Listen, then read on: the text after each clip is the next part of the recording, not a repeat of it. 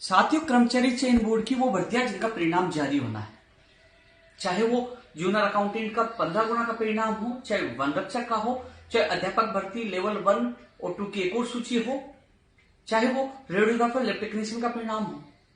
इसके अलावा पशु परिचय भर्ती की प्रक्रिया को रोक दिया गया। आवेदन प्रक्रिया जो शुरू हो रही थी आचार संहिता की वजह से वो रोक दिया गया, लेकिन उसके लिए भी लोग इंतजार कर रहे हैं। वही शिक्षा विभाग की जो भर्तियां हैं, इन्हीं के जिला आवंटन होकर केवल नियुक्ति बाकी थी। कई लोगों के केवल मेडिकल की वजह से लेट हो गए, कई के जिला आवंटन बाकी थे, नियुक्ति प्रक्रिया बाकी थी। तो शिक्षा विभाग का आपने कैलेंडर देख लिया होगा। चुनाव आयोग के समक्ष रखने के लिए विभाग को उन्होंने एक लेटर भेजा था, आपने वो पीडीएफ देख ली होगी। अब क्या हुआ, जो मुख्य सचिव महोदया ने मीटिंग ली थी जिसमें शिक्षा विभाग, चिकित्सा विभाग, तमाम विभागों के अधिकारियों को बुलाया गया था, क्या परमिशन मिली?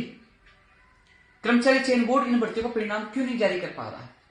लगातार आपके जहन में ये सवाल उठ रहे हैं और आपके सवालों के जवाब के लिए मैं कर्मचारी चयन बोर्ड अध्यक्ष से मुलाकात करके आया और कर्मचारी चयन बोर्ड अध्यक्ष ने सकारात्मक जवाब देते हुए कहा कि हम जब पहुंचे मुलाकात की तो उन्होंने चारों लेटर दिखाए कि ये लेटर देख लीजिए, जूनियर अकाउंटेंट का 15 गुना के परिणाम के संबंध में ये लेटर है, हमारी तरफ से काम पूरा है, परिणाम जारी करना है, लेकिन चुनाव आयोग से परमिशन लेना चाह रहे हैं। वही रेडियोग्राफर लैब टेक्नीशियन 2020 का लेटर दिखाया। वही पशु परिचय भर्ती के लिए आवेदन प्रक्रिया शुरू करने वाला लेटर दिखाया। वन रक्षक का वो लेटर दिखाया और जो अध्यापक भर्ती लेवल 1 और 2 की भी सूची जारी करने के संबंध में भी बताया कि जैसे परमिशन मिलेगी, मान लो 1-2 भर्तियों की परमिशन मिलेगी तो कहीं और भर्तियों की भी हम कार्य कर सकेंगे। जो और भी जो लोग मांग कर रहे हैं अन्य भर्तियां, जैसे प्रयोगशाला सहायक की वेटिंग सूची की मांग कर रहे हैं और भी विभिन्न भर्तियों की सूचियों की मांग जो कर रहे हैं, चाहे वनपाल का या फायरमैन का प्रोविजन परिणाम। साथियों, मुलाकात की और चेयरमैन साहब ने पॉजिटिव आंसर देते हुए कहा कि मैं खुद अधिकारियों से मिलने जा रहा हूं। चुनाव आयोग की गाइडलाइन मैंने देखी, भारत निर्वाचन आयोग की गाइडलाइन थी कि लोक सेवा आयोग और कर्मचारी चयन आयोग को आवश्यकता नहीं हो परिणाम जारी कर सकते हैं। मैंने वो लेटर उनको भी दिया और उन्होंने कहा कि हाँ, ये लेटर हमारे काम आएगा। और आज उनसे पुनः मेरी बात हुई है चेयरमैन साहब से, पॉजिटिव है, लेकिन चेयरमैन साहब ने कहा क्योंकि जो भारत निर्वाचन आयोग का जो गाइडलाइन थी उसमें लिखा था कर्मचारी चयन आयोग, लोक सेवा आयोग, बोले हमारा कर्मचारी चयन बोर्ड है, संवैधानिक संस्था नहीं है, इसलिए परिणाम जारी नहीं कर सकते, इसलिए हमें परमिशन लेनी पड़ेगी। और डीओपी सेक्रेटरी को उन्होंने लिखित में पूरी स्थिति जो भर्तियां जो मैंने बताई उनके लिए लेटर भेजा है और डीओपी सेक्रेटरी मुख्य सचिव की अध्यक्षता वाली मीटिंग में उस परमिशन के लिए उन मामलों को रखा जाएगा और फिर चुनाव आयोग से परमिशन की प्रक्रिया पूरी करवाई जाएगी।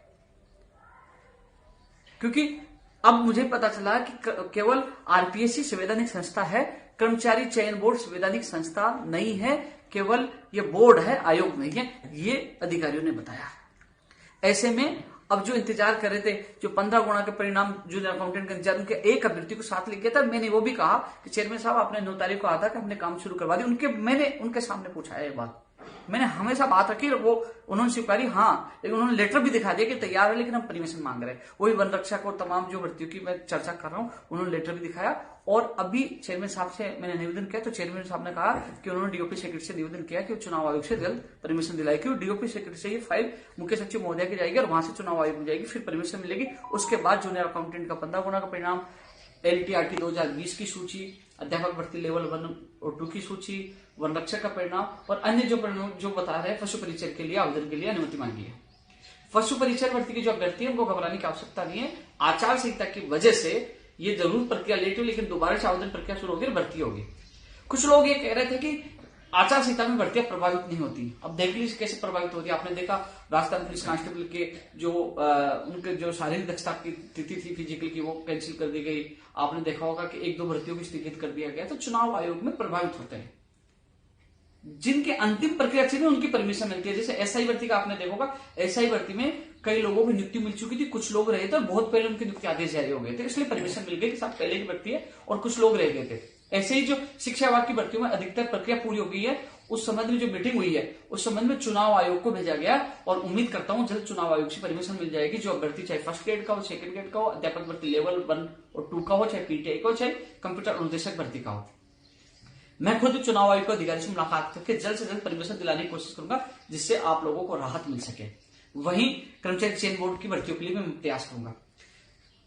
मुख्य सचिव महोदय जी से मैंने मुलाकात की थी, नवीन जैन साहब शिक्षा विभाग के जो सचिव उनसे और कानाम जी से मैंने मुलाकात की थी, और उसके दूसरे दिन आपने देखोगा कि मुख्य सचिव की अध्यक्षता में मीटिंग हो चुकी है, और मीटिंग में ये हुआ, उन्होंने चुनाव आयोग को भेजा है। अब चुनाव आयोग को परमिशन देनी है, वो कौन कौन सी भर्तियों को परमिशन दे सकते हैं। इसमें कई प्रकार की, कईयों को जिला आवंटन बाकी था, कईयों का जिला आवंटन हो गया, कईयों की नियुक्ति बाकी थी, कईयों की काउंसलिंग बाकी थी। तो अलग अलग स्तर के मैटर थे, उनको चुनाव आयोग को भेजा जा रहा है। और चुनाव आयोग, राजस्थान चुनाव आयोग के अलावा दिल्ली चुनाव आयोग तक फाइल जाएगी। वहां से किस मैटर को परमिशन मिलती है कि कौन सी स्टेज पे कौन सी भर्ती है, वो सारा विवरण आपने पीडीएफ में देख लिया होगा। वहां से परमिशन आने के बाद ही आपकी नियुक्ति प्रक्रिया पूर्ण हो पाएगी। तो मैं प्रयास शिक्षा विभाग की हो, चाहे वो चिकित्सा विभाग की भर्तियां, चिकित्सा विभाग की भर्तियों को लेकर भी कल की मीटिंग में मंथन हुआ। तो मैं कोशिश कर रहा हूं, चाहे पैरामेडिकल की हो चिकित्सा विभाग में, चाहे शिक्षा की हो, चाहे वो कर्मचारी चयन बोर्ड की वो भर्तियां हो, तो मैं इस आचार संहिता के दौरान भी मैं आप लोगों के लिए प्रयास कर रहा हूं।